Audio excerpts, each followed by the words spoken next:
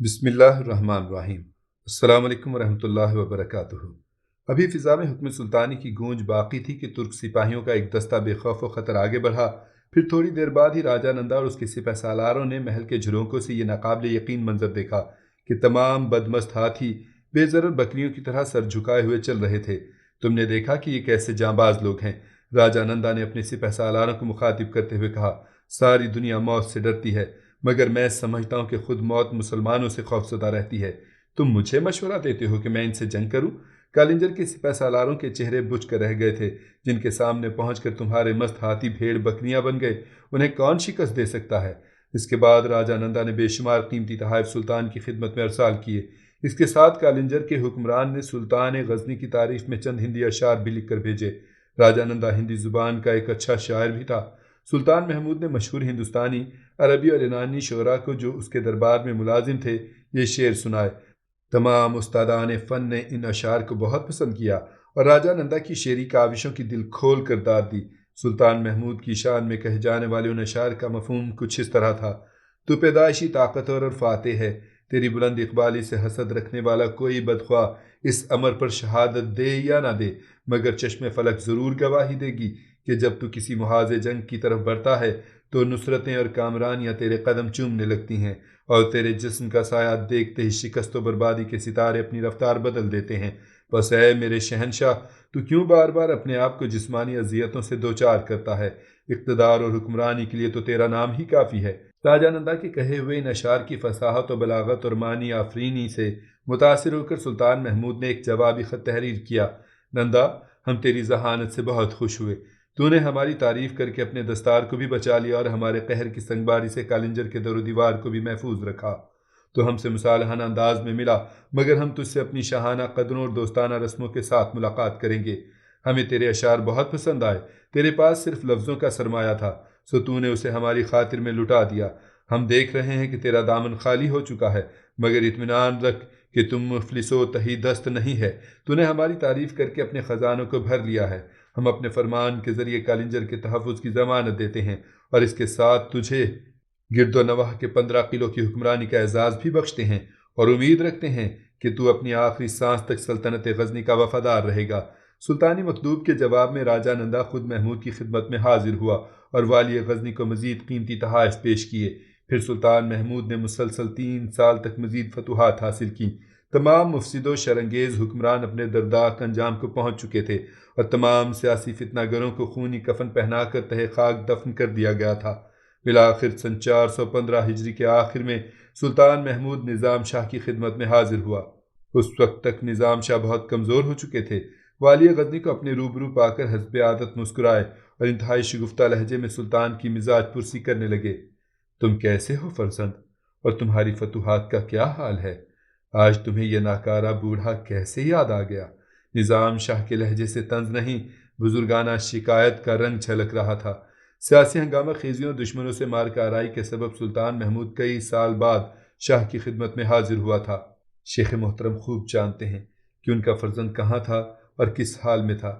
والی غزنی نے اپنی طویل غیر حاضری کی وجہ بیان کرتے ہوئے کہا۔ کبھی گھوڑے کی پشت پر، کبھی دیار دشمنہ میں پتھریلی زمین پر، کبھی اپنے محل میں نرم و گداز بستر پر، کبھی زندگی کے نشاط انگیز قہقہوں میں، کبھی وادی فنا کے جانگداز سناٹوں میں، کبھی جشن فتح کے شور و غل میں، کبھی شکست کے روح فرسا اندیشوں میں۔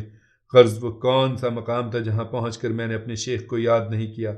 سلطان کے لہجے میں ندامت کی خلش بھی تھی اور جذبوں کی تڑپ بھی۔ پھر فقیر کے گھر کا راستہ کیوں بھول گئے تھے؟ نظام شاہ کے ہونٹوں پر وہی تبسم دل نواز موجود تھا جسے دیکھ کر مردہ دل بھی جی اٹھتے تھے۔ شیخ کے سامنے کیا منہ لے کر آتا؟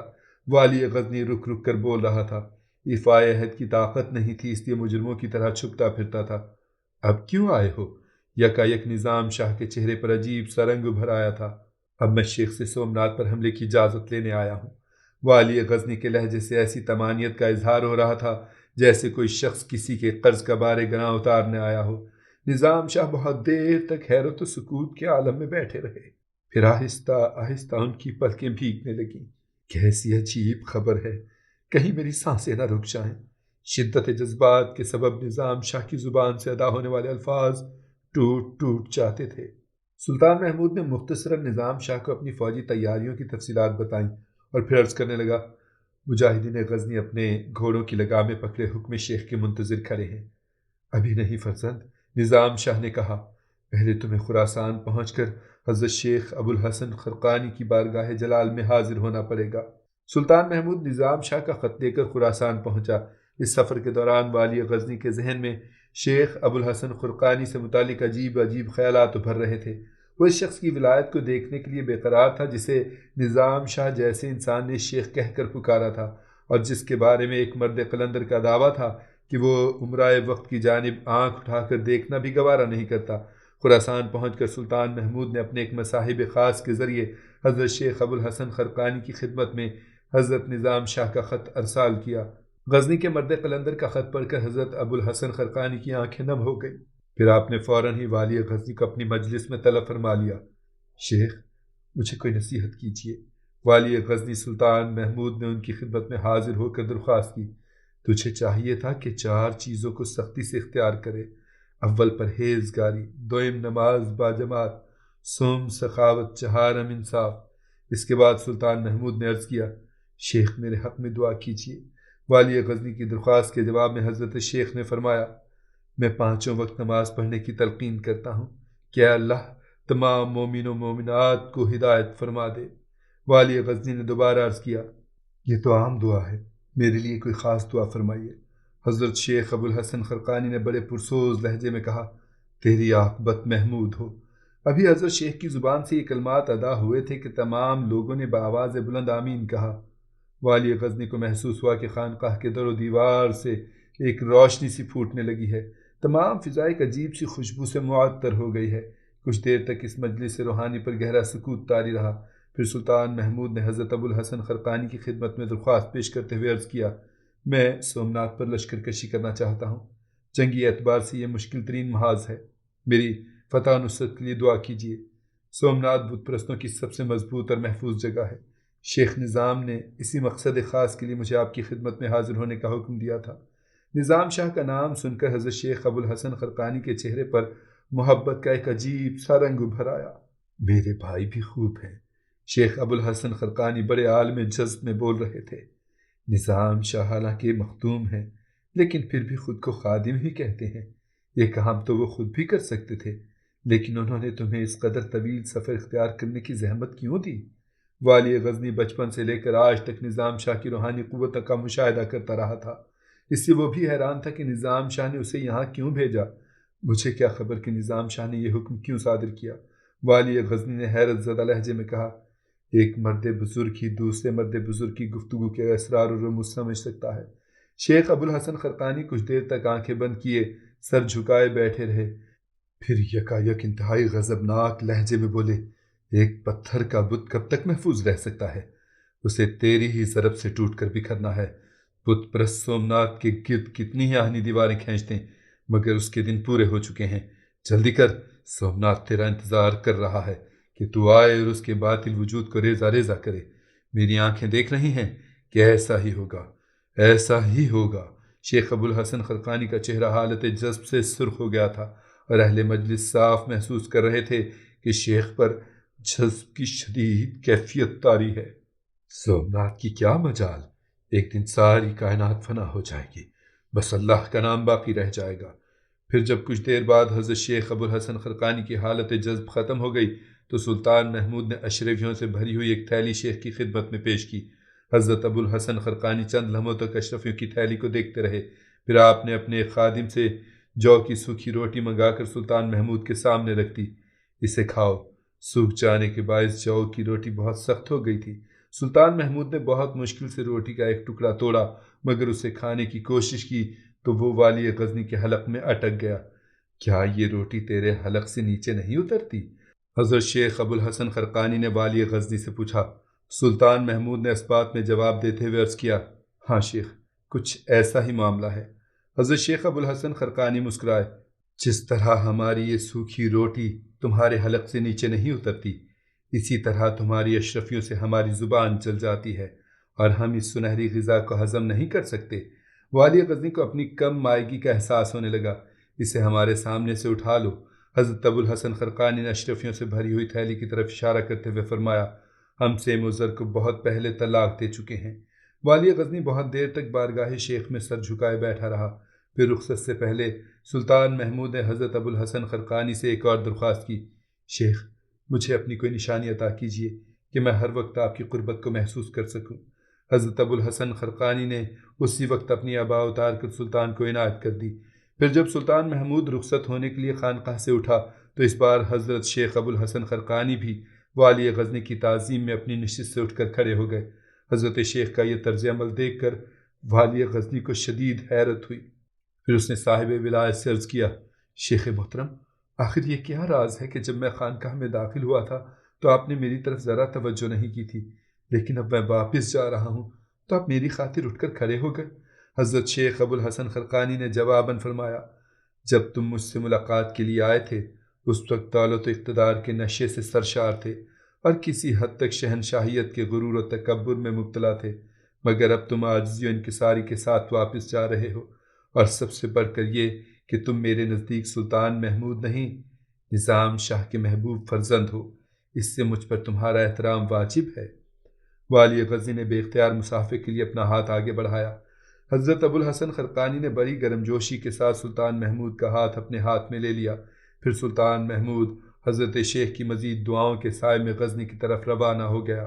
غزنی پہنچ کر جب سلطان محمود نے حضرت شیخ ابوالحسن خرقانی سے اپنی ملاقات کا حال بیان کیا تو انہوں نے کہا، یہ شیخ کی عظمت کی دلیل ہے کہ وہ غزنی کے ایک گداگر کا اتنا خیال رکھتے ہیں۔ نظام شاہ کی آنکھوں سے بہتے ہوئے آنسوؤں میں کچھ اور تیزی آ گئی تھی۔ واللہ شیخ ابوالحسن خرقانی صاحب ولایت ہیں، اور ایک صاحب ولایت اتنا ہی اعلیٰ ظرف ہوتا ہے۔ بہرحال تم خوش نصیب ہو کہ شیخ کی بارگاہ سے بامراد لوٹے اور اپنے خالی دامن کو اتنا بھر لیا کہ بالآخر جھلک اٹھا، اور اب ساری دنیا اپنی آنکھوں سے دیکھ لے گی کہ شیخ نے تمہیں کیا دیا ہے۔ بس جلدی کرو اور شیخ کے ارشاد گرامی کو اپنے لیے نیک فال سمجھو، سومنات تمہارا انتظار کر رہا ہے۔ پورے شہر میں ایک عجیب نشاط خیز ہنگامہ بپا تھا۔ والی غزنی کے اعلان کے بعد سپاہ گری کے فن سے آشنا عام باشندے بھی سلطانی لشکر میں قطار در قطار شامل ہو رہے تھے، یہاں تک کہ محض چند روز میں ان فوجی رضاکاروں کی تعداد 30,000 تک پہنچ گئی۔ یہ سب کے سب شوق شہادت کے نشے سے سرشار تھے، اور ہر مجاہد اس عہد و پیما کے ساتھ لشکر غزنی میں شامل ہوا تھا کہ یا تو سومنات کا باطل وجود فنا ہو جائے گا یا پھر وہ اپنے ہی خون سے لبریز جام پی کر آغوش مرگ میں سو جائیں گے۔ رضاکار سپاہیوں کے علاوہ غزنی کے باقاعدہ فوجیوں کی تعداد 54,000 تھی۔ اس طرح صرف 84,000 مجاہدین اس محاذ جنگ کی طرف پیش قدمی کرنا چاہتے تھے، جو تمام ہندوستانیوں کے نزدیک ان کی عزت و آبرو کا نازک ترین آبگینہ تھا، اور جسے شکست و ریخت سے بچانے کے لیے ہر ہندو جان دینے کا عہد کر چکا تھا۔ روانگی سے ایک دن پہلے رات کے ابتدائی حصے میں سلطان محمود نے اپنی معتمد کنیز شارقہ کو خط دے کر نگار خانم کے پاس بھیجا۔ والی غزنی نے اپنے اس مکتوب میں نگار خانم سے ملاقات کی خواہش کا اظہار کیا تھا۔ تمہیں معلوم ہوگا کہ میں کل صبح سومنات کے اس محاذ کی طرف جا رہا ہوں جہاں کا ذرہ ذرہ میرے خون کا پیاسا ہے، اور ہر ذی روح یہی چاہتا ہے کہ سلطان محمود باقی نہ رہے۔ کوئی بھی انسان نہیں جانتا کہ وقت کی دیوار کے پیچھے کون سا منظر پوشیدہ ہے۔ اسی طرح خود مجھے بھی خبر نہیں کہ میں فاتح کی حیثیت سے غزنی کی طرف لوٹوں گا یا پھر دیار غیر میں پیوند خاک ہو جاؤں گا۔ اس لیے میری شدید خواہش ہے کہ تم قصر شاہی چلی آؤ۔ میں نہیں چاہتا کہ وقت کی رفتار میری گرفت سے نکل جائے اور پھر میں تمہاری غلط فہمی دور کرنے کے بھی قابل نہ رہوں۔ تمہیں زحمت اسی لیے دے رہا ہوں کہ شیخ کی موجودگی کے باعث اپنے قدموں سے چل کر تمہارے مکان تک نہیں آ سکتا، اور اگر آ بھی جاؤں تو ملاقات کی جرت نہیں کر سکتا کہ شیخ کی نگراں آنکھیں سب کچھ دیکھ رہی ہوں گی۔ مجھے امید ہے کہ تم ایسے سنگین لمحات میں مجھے مایوس نہیں کرو گی۔ نگار خانم نے ایک بار کنیز شارقہ کو ذلیل و رسوا کر کے اپنے گھر سے نکال دیا تھا، لیکن وہ حکم سلطانی کے باعث اس مقام پر دوبارہ جانے کے لیے مجبور تھی۔ شارقہ کو اپنے مکان کے دروازے پر دیکھ کر آتش غضب سے نگار خانم کے دل و دماغ جل اٹھے، مگر جیسے ہی کنیز نے والی غزنی کا مکتوب آگے بڑھایا تو نظام شاہ کی بیٹی کے ہونٹوں پر آہنی قفل پڑ گئے، اور اس نے شدید ناگواری کے عالم میں شارقہ کے ہاتھ سے محمود کا خط لے لیا۔ پھر شعلہ بار نظروں سے سلطان کی تحریر پڑھی اور کنیز شارقہ کو خط واپس کرتے ہوئے بولی، اپنے سلطان سے کہہ دینا کہ میرے پاس اس فضول کام کے لیے وقت نہیں ہے، اور یہ بھی کہہ دینا کہ میں والی غزنی کی طرف سے کسی غلط فہمی کا شکار نہیں ہوں۔ یہ کہہ کر نگار خانم نے دروازہ بند کر لیا۔